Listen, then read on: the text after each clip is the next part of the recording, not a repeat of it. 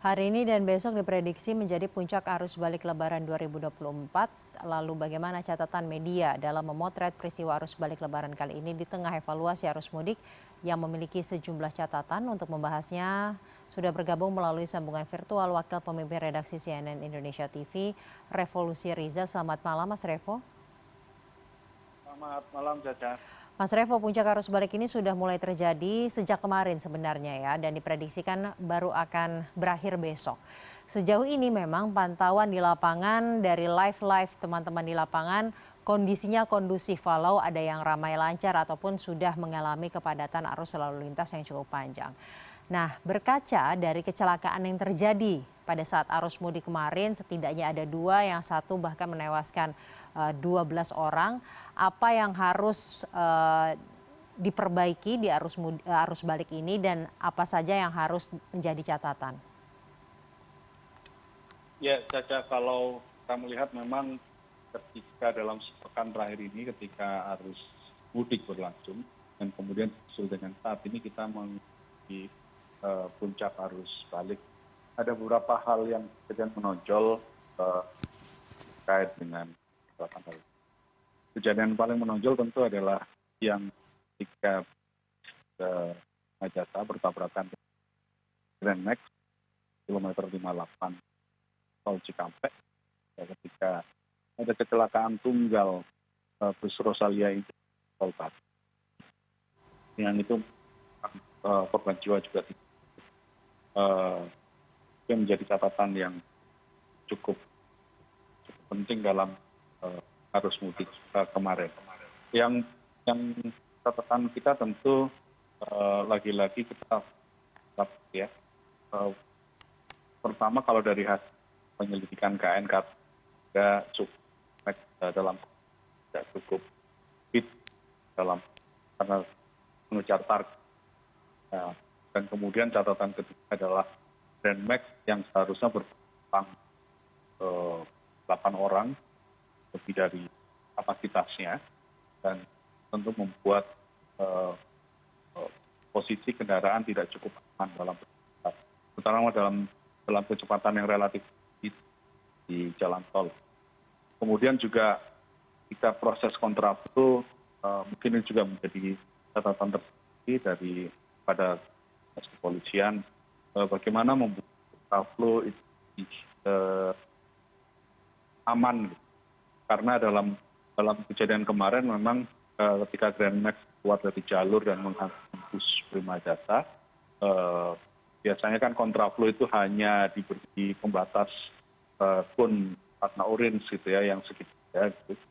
Mungkin bisa dipertimbangkan bagaimana pengaturan kun sehingga tidak bisa membuat orang lebih waspada dan keluar dari jalur itu bisa dihindari ya, menggunakan pembatas warna orange yang dia lebih tebal dan karena ada juga yang dalam panjang gitu ya, kemudian juga bisa lebih dibanding dengan kun yang relatif cara pembatas tidak hanya terlihat secara visual, tapi untuk batas antar lajur itu terlalu minim. Dan kemudian catatan lain yang sama juga ketika bus Rosalia Indah kecelakaan tunggal juga diduga karena pengemudinya dalam posisi COVID dalam berkendara ini itu harus terus dikampanyekan, disosialisasikan bagaimana berkendara supaya lebih fit dalam keluar tol. Catatan lain adalah ketika calon pemudik yang tidak menyeberang ke Bakaheni, dari Merak Bakaheni. Dalam mudik kemarin sejumlah pemudik harus bertahan lama di Pelabuhan Merak dan cukup melelahkan karena jam-jam ada di sana. Mungkin ini bisa juga menjadi evaluasi tahun depan bagaimana pengelolaan manajemen penumpang, calon penumpang kapal feri, dengan pengaturan supaya tidak menumpuk di pelabuhan. Sebenarnya dan Kementerian Perhubungan sudah membuat mekanisme yang cukup baik pembelian secara online. Tapi mungkin tinggal bagaimana pengaturan di dermaga-dermaganya, distribusi penumpang ke dermaga, dan kemudian juga mekanisme sebelum pengaturan sebelum masuk ke area pelabuhan merak supaya bisa lebih.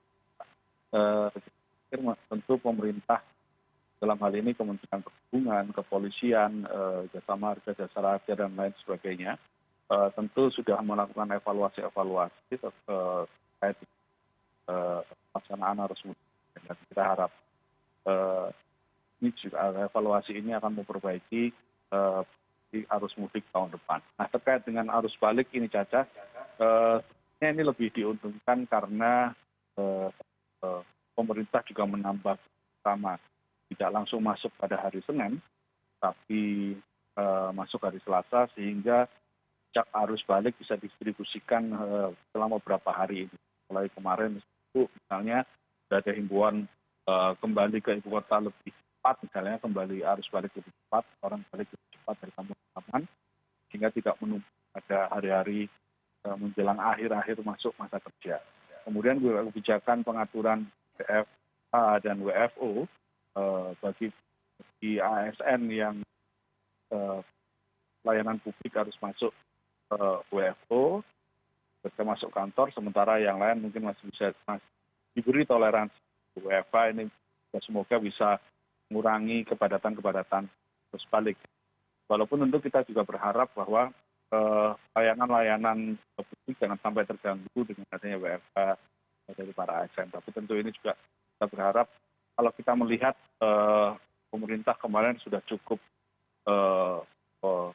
sigap gitu ya dalam penanganan arus dan arus balik. Ini yang satu hal yang juga harus kita apresiasi. Semisal ketika kemarin arus mudik terjadi kecelakaan, kita melihat bahwa pucuk-pucuk pimpinan yang bertanggung jawab, mulai dari kepolisian, bahkan sampai Kementerian Koordinator PMK misalnya, Pak Muhajir juga sampai turun langsung ke lapangan untuk menangani proses-proses penanganan kecelakaan kemarin. Nah, ini yang kita harapkan sebenarnya dari evaluasi-evaluasi ini bisa memperbaiki proses mudik dan balik tahun depan. Tentu tidak mudah gitu ya mengelola pergerakan manusia sebanyak 100 yang diperkirakan sebanyak 193 juta jiwa bergerak dalam waktu relatif bersama-sama. Itu manajemennya terus membutuhkan tenaga dan pikiran yang luar biasa.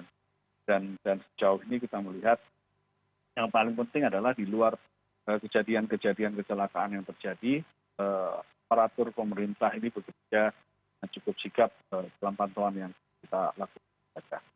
Selain manajemen dan juga kesigapan pemerintah dalam mengatur arus lalu lintas, manajemen transportasinya, namun di sisi lain sebenarnya kesiapan, kesigapan, kehati-hatian, ketelitian, kecermatan para pemudik ini juga menjadi satu hal yang penting ya Mas Revo.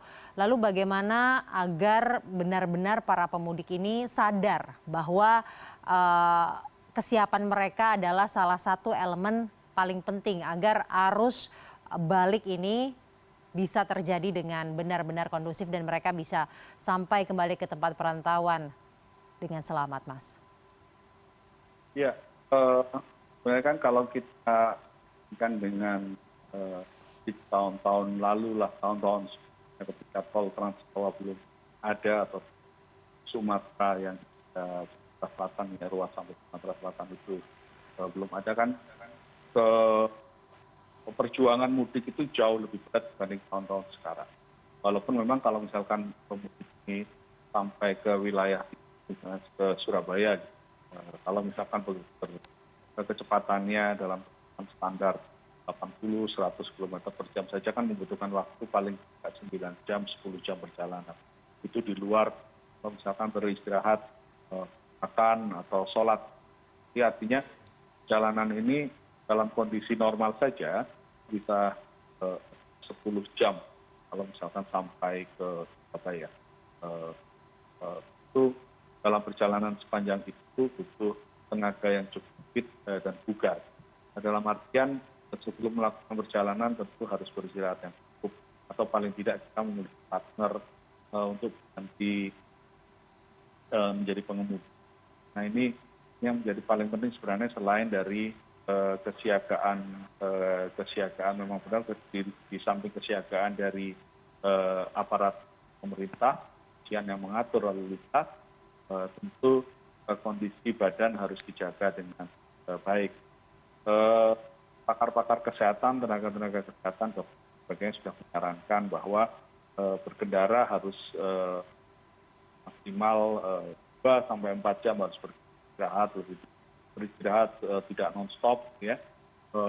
Yang beberapa hal tidur yang cukup sebelumnya dan agar tidak terjadi yang membahayakan itu kan kalau misalkan selain kondisi kendaraan itu kan kondisi ya kalau misalkan nanti dan sebagainya itu membahayakan. Dan ini kan memang kita menjadi pengendara akan mengantuk itu memang dalam kondisi yang membahayakan gitu. Maka beristirahat itu menjadi penting. Dan yang kita apresiasi adalah sebenarnya beberapa titik-titik di rest area sudah juga dibangun tempat peristirahatan yang memungkinkan untuk pengendara merebahkan dan gitu ya, menyewa kamar-kamar dalam jangka waktu yang tidak lama gitu, 1-2 jam untuk tidur itu beberapa sudah disediakan. Nah memang masalahnya apakah persediaan rest area tersebut itu cukup dibandingkan dengan arus kendaraan atau yang lintas. Beberapa rest area yang menjadi titik-titik pertemuan misalnya yang kilometer 7 misalnya, biasanya itu cukup padat. Kalau misalkan ketemu dengan rest area yang padat, harus dihimbau kepada para pemudik mungkin bisa keluar.